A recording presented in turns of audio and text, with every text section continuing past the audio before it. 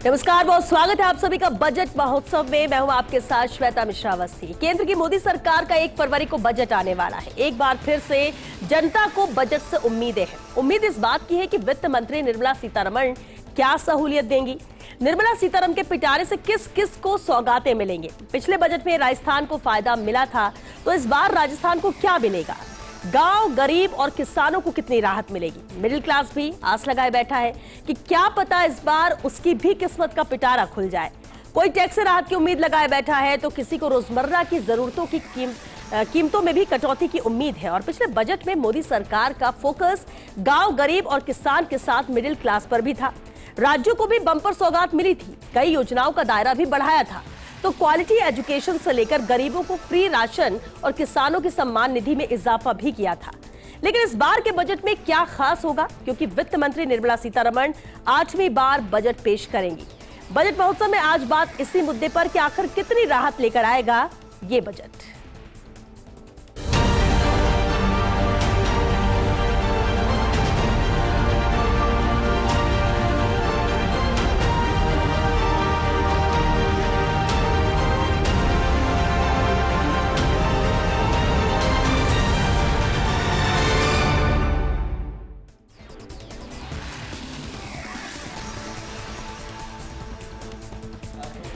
और चलिए, बजट महोत्सव में आज का दिन भी बेहद खास है, क्योंकि 1 तारीख को यानी एक दिन बाद ही बजट आने वाला है। ऐसे में उम्मीदें तो सभी को है।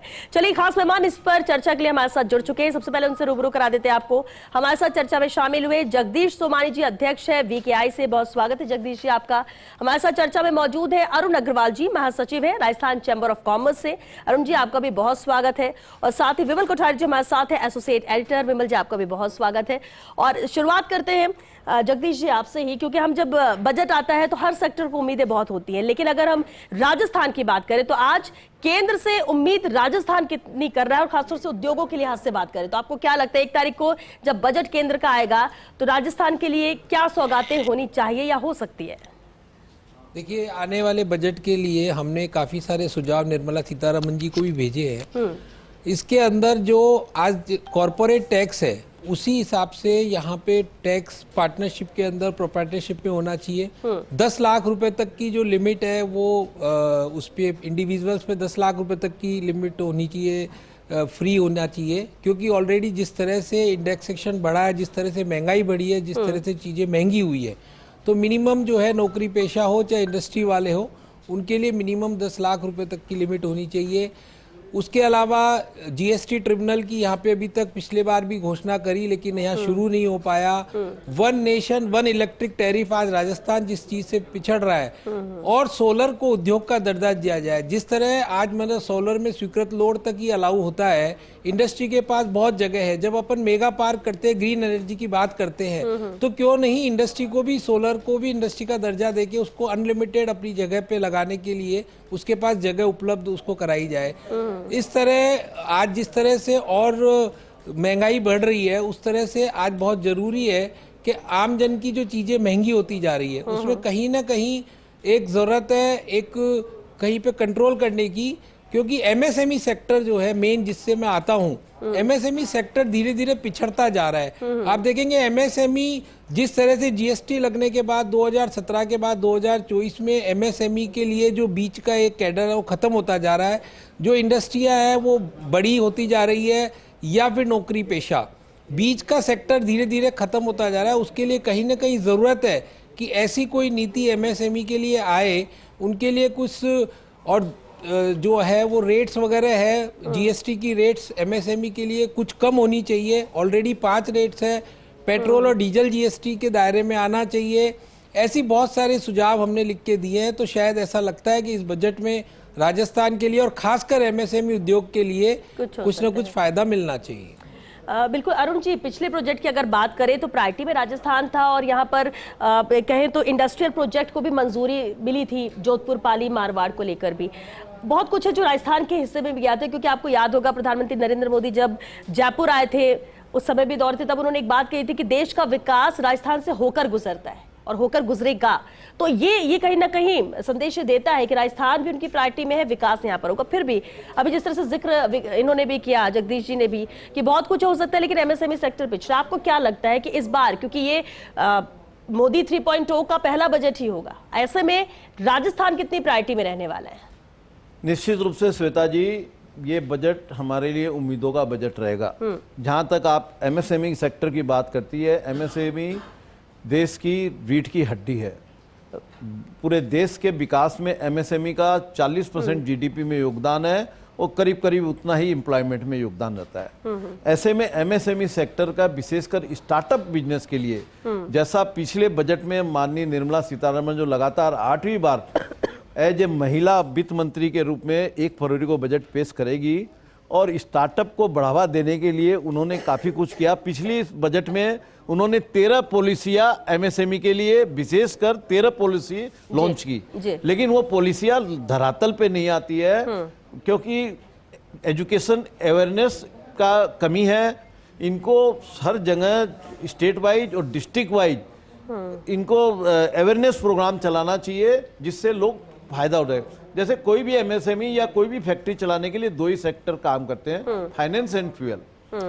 दोनों फैक्टर आज हमारे लिए एमएसएमई के लिए विशेषकर बहुत तकलीफ वाले काम है। फाइनेंस में जहां फ्री कोलेटरल सिक्योरिटी लोन है और कई चीज है, इसको जब तक रिवर्स रेपो रेट पे आरबीआई के रिवर्स रेपो, आज हम कहीं भी मेक इन इंडिया, हम अमृतकाल महोत्सव की बात कर रहे हैं, 2047 विकसित भारत की बात कर रहे हैं और विकसित राजस्थान भी, चूंकि मैं राजस्थान से हूं, तो एमएसएमई सेक्टर को और अमृतकाल महोत्सव, विकसित Bharat, startup, make in India, ये सब जब ही होगा क्योंकि बाहर के कहीं भी वर्ल्ड में चले जाइए आप 4 से 5% से ऊपर इंटरेस्ट रेट ऑफ इंटरेस्ट नहीं है, जबकि यहाँ इंडिया में आज 8 से 9% में आज के दिन भी कोई लोन नहीं मिलता है। एमएसएमई को चलाने के लिए एमएसएमई को विशेषकर इनको जीएसटी में छूट देनी चाहिए, इनकम टैक्स में छूट देनी चाहिए, ऋण की उपलब्धता सरल करनी चाहिए। इसके अलावा बैंकिंग एजुकेशन जो मैं बात कर रहा हूँ, ये बहुत बड़ा पॉइंट है। इनको ऐसा प्रावधान लाना चाहिए जिससे हमारे एमएसएमई वाले छोटे उद्यमी हैं, राजस्थान के छोटे गांव तहसील तक उद्योग धंधे चलते हैं, जो नीचे मतलब आटा मिल चलाते हैं या एक्सपेलर लगा के चलाते हैं, वो और ऊपर घर रहते हैं। वहां जीएसटी की लिमिट मात्र 20 लाख रुपया सर्विस सेक्टर के लिए, आज 7 साल से ऊपर हो गए जीएसटी लगे हुए, 40 लाख रुपया मैन्युफैक्चरिंग सेक्टर के लिए। इतनी छोटा अमाउंट में वो कैसे एमएसएमई का हमारा उद्यमी एक सीए को हायर करेगा जो ये सारी चीज उसको मैनेज करे? में तो कुछ खास नजर नहीं, क्योंकि जीएसटी काउंसिल में जीएसटी काउंसिल है, लेकिन जीएसटी में ट्रिब्यूनल अभी तक नहीं हुआ। अभी माननीय निर्मला सीतारमण जी जैसलमेर में मीटिंग करके गई, उन्होंने उसमें कहा कि इनकम टैक्स का नया हो सकता है कि हमको देखने पड़े नया प्रारूप, उसमें छोटे एमएसएमई के लिए विशेषकर छूट का प्रावधान बहुत जरूरी है। साथ ही ऊर्जा के वैकल्पिक स्रोत, आज सोलर में राजस्थान वर्ल्ड में सबसे टॉप में जा रहा है,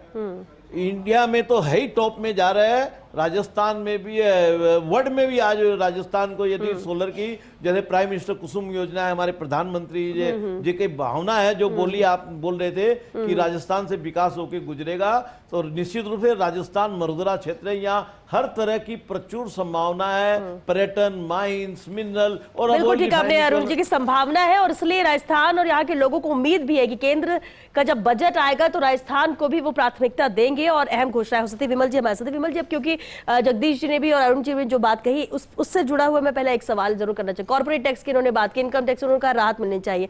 टैक्सेस में अगर हिस्सेदारी की बात की तो राजस्थान भी करीब 6% का हिस्सेदारी है, वो भी अलग अलग इनकम टैक्स हो, सेंट्रल जीएसटी हो, कस्टम ड्यूटी हो, कॉर्पोरेट टैक्स हो। आपको लगता है कि क्या इसमें रियायत मिल सकती है?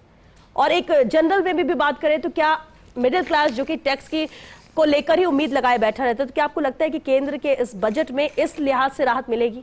देखिए श्वेता जी, जहाँ तक बजट की बात करें, जब भी बजट आता है हर टैक्स पेयर को ये उम्मीद रहती है कि इस बजट में उसके लिए कुछ ना कुछ होगा, कुछ ना कुछ राहत मिलेगी। लेकिन राहत के साथ साथ ये भी एक सवाल है कि सरकार के पास राजस्व कहाँ से आएगा। जैसा कि जगदीश जी ने कहा, अपने अरुण जी ने भी यही कहा कि उम्मीदें बहुत है, उम्मीदों के पीछे उम्मीदें करना कोई गलत बात नहीं है। मेरा ये मानना है कि ये जो बजट आएगा, इस बजट में कोई राहत की बयार बहेगी, ऐसा कुछ हो जाएगा, मेरा व्यक्तिगत कहना तो यही है कि ऐसा कुछ नहीं होएगा, लेकिन ये बहुत बड़ी बात है कि यदि इस बजट के अंदर सरकार कोई नया टैक्स किसी तरह का भी जनता के ऊपर नहीं ला दे।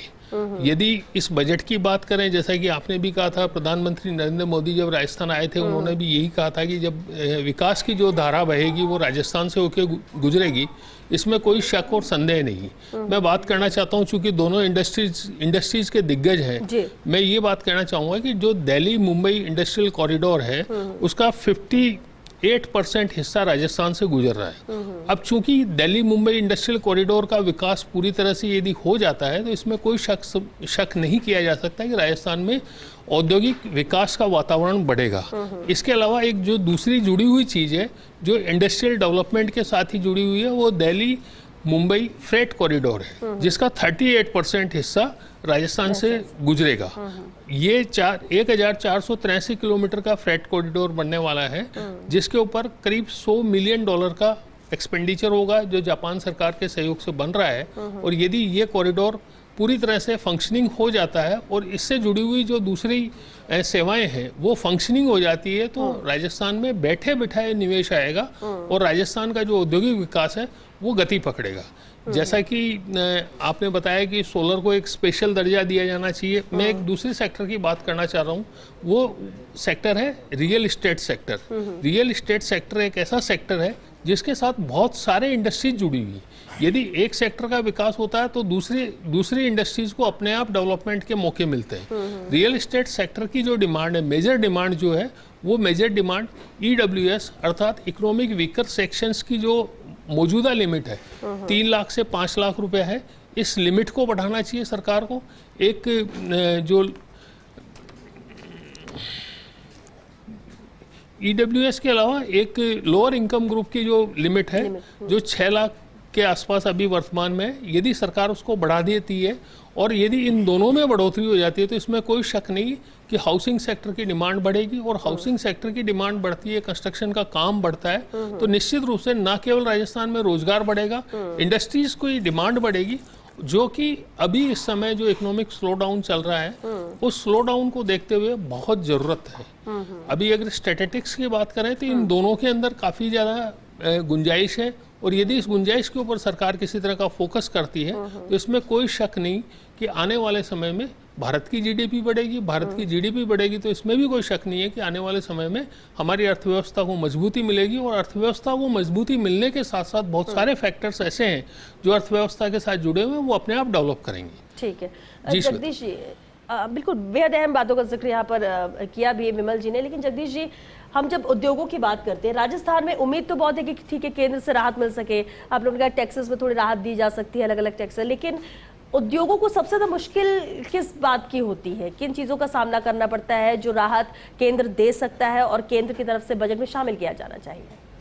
देखिए, जो अभी राजस्थान की रिक्वायरमेंट है वो ये है कि जो भी आज जैसे हाईएस्ट स्लैब रेट ऑफ जो इनकम टैक्स है वो 20% ही होनी चाहिए। आज पार्टनरशिप के ऊपर 35% की जो है ना टैक्स लगता है, इनकम टैक्स, वो 20% ही हाईएस्ट होना चाहिए, क्योंकि ऑलरेडी GST 18% जाहिर है।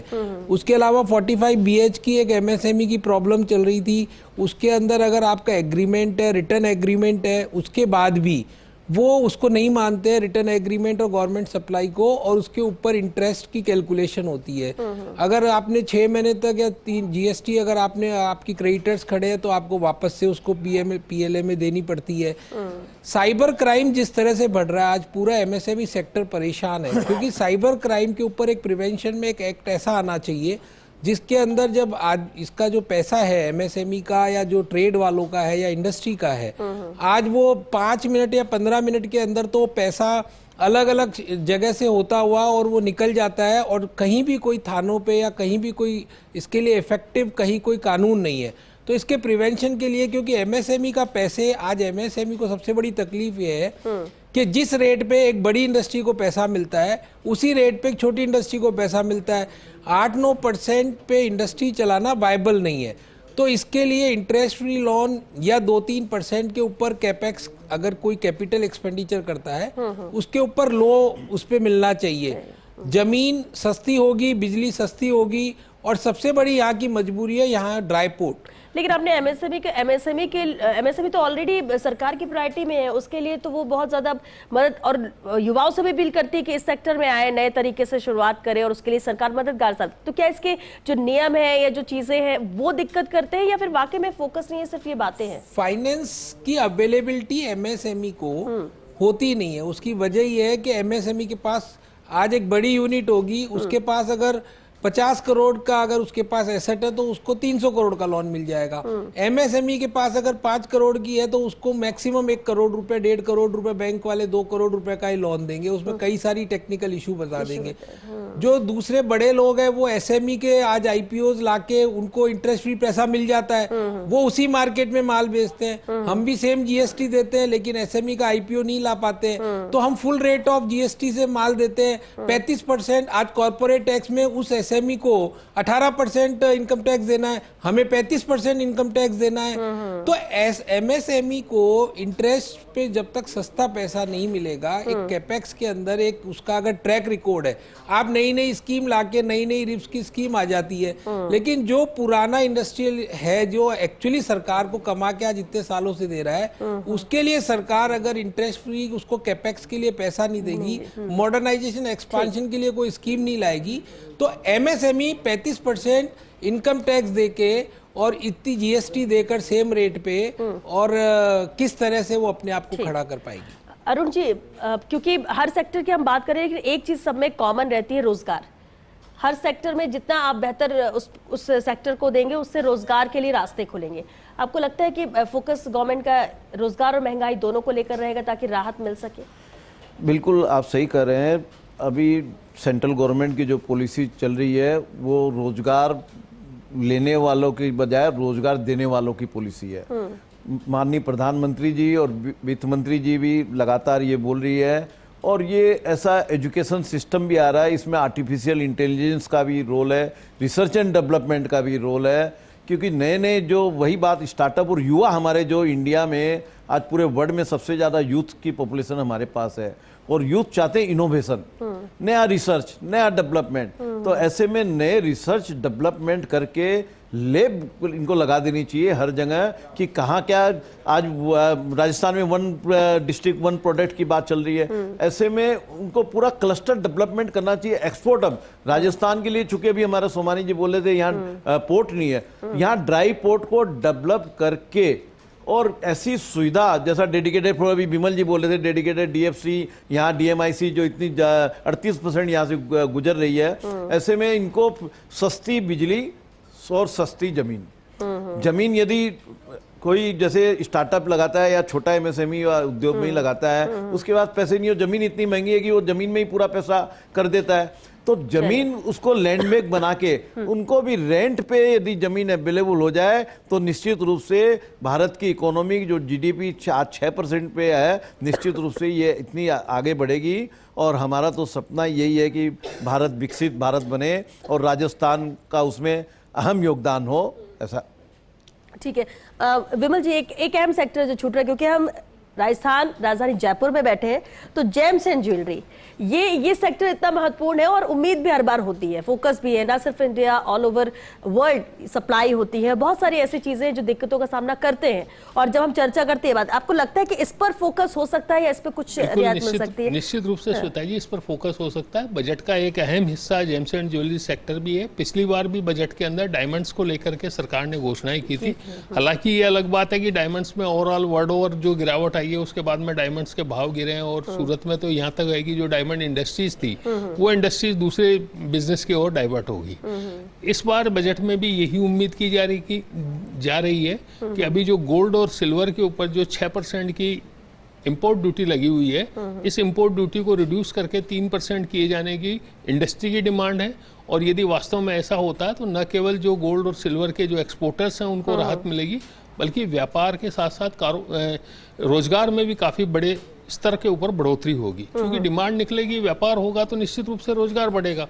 और जब डिमांड ही स्लो है तो निश्चित रूप से जो फैक्ट्रीज 100% प्रोडक्शन कर रही है वो 100% की जगह 50% पे काम कर रही है, या अपनी साख बचाने के लिए। पिछली बार भी कस्टम ड्यूटी में रियायत दी गई थी 6%। इस बार भी लग रहा है नहीं, पिछली बार जो रियायत दी थी उसका बड़ा सीधा असर तो ये पड़ा कि जो सोने की तस्करी भारत में हो रही थी उस तस्करी के ऊपर काफी हद तक लगाम लगी। कारण ये था कि जो विदेश में जो सोने के भाव और भारत में कस्टम ड्यूटी लगने के बाद और जीएसटी लगने के बाद में जो सोने के भाव, उन दोनों में काफी बड़ा अंतर था। वो अंतर कम हो गया। कम होने के बाद में अब जो मैं चूंकि कस्टम्स की रिपोर्टिंग करता हूँ, कस्टम्स की जितनी खबरें दी अभी इन दिनों पिछले 1 साल के अंदर, उसके अंदर सोने की जो तस्करी के मामले हैं वो अपेक्षाकृत रूप से कम आए। मैं ये नहीं कहता बंद हो गई, हुई है, लेकिन अपेक्षाकृत रूप से कम आई है। इसी से जुड़ी हुई बात एक ये है कि जैसे एमएसएमई की बात बड़े स्तर के ऊपर जगदीश जी और अरुण जी दोनों ही कर रहे हैं। एक सेक्टर ऐसा है जो जिसका राजस्थान के अंदर बहुत बड़ा प्रभाव है, और वो है हैंडीक्राफ्ट सेक्टर। हैंडीक्राफ्ट सेक्टर को लेकर के अगर सरकार किसी तरह की कोई घोषणा करती है इस बजट के अंदर, और हैंडीक्राफ्ट सेक्टर को अगर कोई मजबूती देती है, तो निश्चित रूप से एमएसएमई के साथ साथ हैंडीक्राफ्ट सेक्टर के कारण से भी राजस्थान के जो उद्यमी है, जो हैंडीक्राफ्ट कारोबार से जुड़े हुए हैं, उनको बड़ी राहत मिलेगी। और उम्मीद की जानी चाहिए कि सरकार चूंकि ये चाहती है कि उनकी देश की जीडीपी बढ़े, देश में आर्थिक जो माहौल है उस माहौल में सुधार हो, तो निश्चित रूप से हैंडीक्राफ्ट सेक्टर पे भी फोकस सरकार को करना चाहिए। क्योंकि वक्त खत्म हो रहा है, एक लास्ट कमेंट जरूर चाहेंगे शेयर मार्केट इम्पैक्ट पर, कि बजट का इम्पैक्ट क्या हो सकता है अभी की स्थिति को देखते हुए भी। बजट के इम्पैक्ट की बात करें शेयर बाजार के ऊपर, तो वो तो निश्चित रूप से आना ही आना है। अब ये अलग बात है कि वो इम्पैक्ट कितना लंबा रहता है, क्योंकि बजट एक बहुत बड़ा डॉक्यूमेंट होता है, उस डॉक्यूमेंट को समझने में भी टाइम लगता है। मैंने आज ही एक खबर दी थी कि बजट को, जिस दिन बजट आएगा शनिवार को, उस दिन सामान्य ट्रेडिंग डे की तरह से पूरे दिन कारोबार होगा। सुबह 9:15 बजे बाजार खुलेगा और 3:30 के ऊपर बाजार जो सामान्यतः बंद होता है वो बंद होगा। हालांकि एक अलग बात है कि इस दिन पे इन और पे आउट नहीं होगा, अर्थात जो माल की खरीद बिक्री होगी उसका सेटलमेंट 3 फरवरी को होगा। लेकिन ये इस बात से इनकार नहीं किया जा सकता कि शेयर बाजार के ऊपर बजट का बहुत गंभीर असर पड़ेगा। हालांकि ये असर आगे आने वाले दिनों के अंदर कितना बड़ा होता है या फिर कम हो जाता है, ये डिपेंड करता है बजट के अंदर वित्त मंत्री की तरफ से घोषणाएं क्या होती है और उसका असर इंडस्ट्री के ऊपर क्या पड़ता है। बिल्कुल ठीक, क्योंकि वक्त खत्म हो चुका। बहुत शुक्रिया आप सभी का इस चर्चा में शामिल होने के लिए। देखिए, एक दिन का इंतजार और है, 1 फरवरी को केंद्र का बजट आ जाएगा। बजट में हर सेक्टर को, हर व्यक्ति को उम्मीद है कि हमें राहत मिलेगी, कुछ न कुछ सौगातें मिलेंगी, बड़ी घोषणाएं हो सकती हैं। लेकिन इसका दूसरा पहलू भी है कि क्या वाकई में राहत ही मिलेगी या फिर राहत के लिए कुछ इंतजार करना पड़ सकता है। क्योंकि सेक्टर वाइज तो हर किसी को उम्मीद है, लेकिन उम्मीद तो राजस्थान को भी है कि क्या राजस्थान को कुछ खास यहाँ पर सौगातें मिल सकती है, नहीं ऐसी कोई घोषणाएं हो सकती है या नहीं। उम्मीद है, इंतजार भी है। अब 1 तारीख को तस्वीर साफ होगी कि आखिर राजस्थान के खाते में क्या क्या आता है। चलिए, इसके साथ हमें दीजिए इजाजत। नमस्कार।